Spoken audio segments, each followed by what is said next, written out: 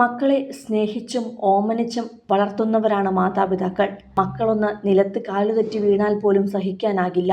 ദേഹത്തൊന്ന് ചോര പൊടിഞ്ഞാൽ നെഞ്ചുപൊള്ളും. അങ്ങനെയുള്ളവർ സ്വന്തം കുഞ്ഞ് ചോരയിൽ കുളിച്ച് ജീവന് വേണ്ടി പിടഞ്ഞ് നടുറോഡിൽ കിടക്കുന്നത് കണ്ടാൽ എന്താണ് സംഭവിക്കുകയെന്ന് പറയേണ്ട കാര്യമില്ല. പിന്നാലെ ആ കുഞ്ഞിന്റെ മരണവും സ്ഥിരീകരിച്ചപ്പോൾ ഹൃദയം പൊട്ടി കരയുകയായിരുന്നു തിരുവനന്തപുരം കാട്ടാക്കടയിലെ നിഷയും അനുപ്രസാദും.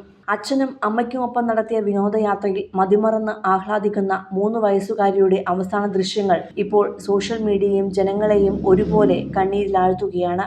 ഇന്നലെ വൈകിട്ട് 6 മണിയോടെയാണ് കാട്ടാക്കട സ്വദേശി അനുപ്രസാദിന്റെയും നിഷയുടെയും മകൾ ഋതുവേദയുടെ ജീവൻ കവർന്ന ആ ദാരുണമായ അപകടം സംഭവിച്ചത്. അവധി ദിവസം ആഘോഷിക്കുവാൻ കുമ്പിച്ചൽ പാലത്തിൽ എത്തിയതായിരുന്നു ഇവരുൾപ്പെട്ട വിനോദസഞ്ചാരികളുടെ സംഘം. അനുപ്രസാദ് ഡ്രൈവറായ വാനിൽ എത്തിയ സംഘാംഗങ്ങൾ വാനിൽ പാട്ടുവച്ച് പാലത്തിൽ നിന്ന് ഡാൻസ് കളിച്ചും ആസ്വദിച്ചും നിൽക്കുന്നതിനിടയിലാണ് അപ്രതീക്ഷിതമായി ആ ദുരന്തം വിരുന്നെത്തിയത്. വണ്ടി നിർത്തിയിട്ടിരുന്ന സ്ഥലത്തു നിന്നും പെട്ടെന്ന് ടെമ്പോ ട്രാവലറിന്റെ ബ്രേക്ക് നഷ്ടപ്പെട്ട് വാഹനം മുന്നോട്ട് ഉരുണ്ടു നീങ്ങുകയായിരുന്നു. ബ്രേക്കില്ലാത്ത വാഹനം പെട്ടെന്ന് നിയന്ത്രണം വിട്ട് മുന്നോട്ട് നീങ്ങിയപ്പോൾ ചുറ്റുമുണ്ടായിരുന്ന മുതിർന്നവരെല്ലാം ജീവനും കൊണ്ട് ഓടി മാറിയിരുന്നു. എന്നാൽ കുരുന്ന് ഋതുവേദയ്ക്ക് എന്താണ് സംഭവിക്കുന്നതെന്നോ എങ്ങോട്ടാണ് മാറേണ്ടതെന്നോ അറിയാതെ പകച്ചു നിൽക്കുവാനേ കഴിഞ്ഞുള്ളൂ.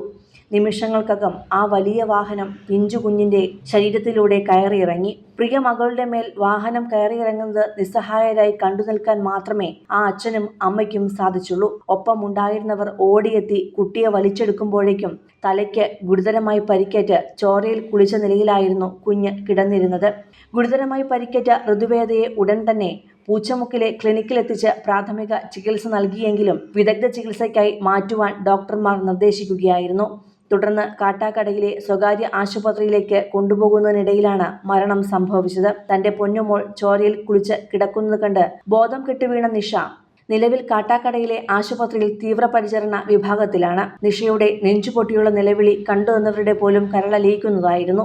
അപകടത്തിൽ കൂടെയുണ്ടായിരുന്ന മറ്റു 2 പേർക്കും പരിക്കേറ്റിട്ടുണ്ട്.